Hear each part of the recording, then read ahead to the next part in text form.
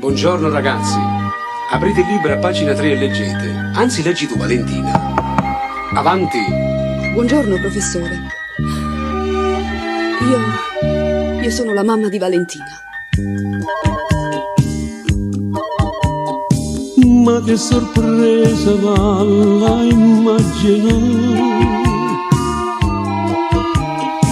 tu Margherita, mamma e Valentina, chi avesse mai sperato di incontrare.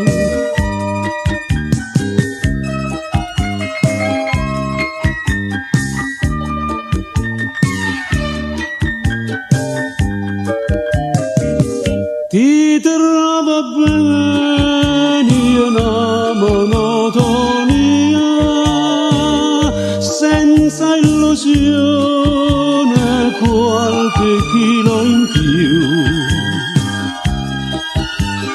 Dopo 7 anni che dici sta Dio,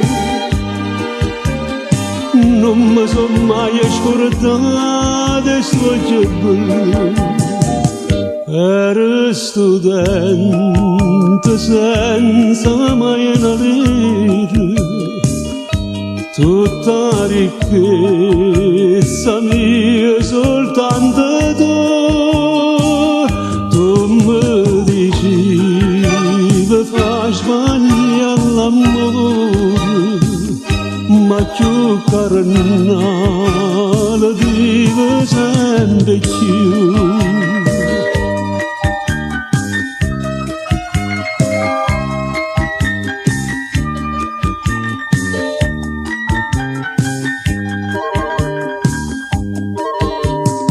Scusami tanto la curiosità,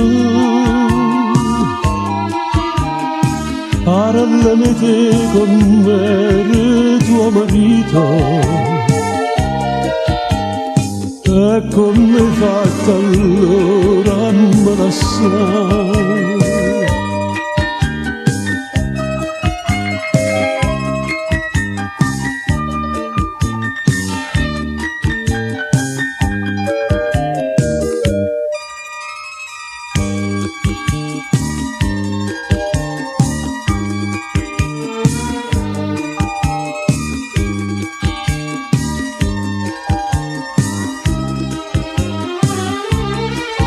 Non sono assai penate, ti assicuro.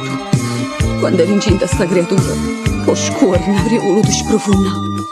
Si lo dicevo che vuoi storiacchio. Amore mio, ti sei sacrificato, ma vita nuova perché sto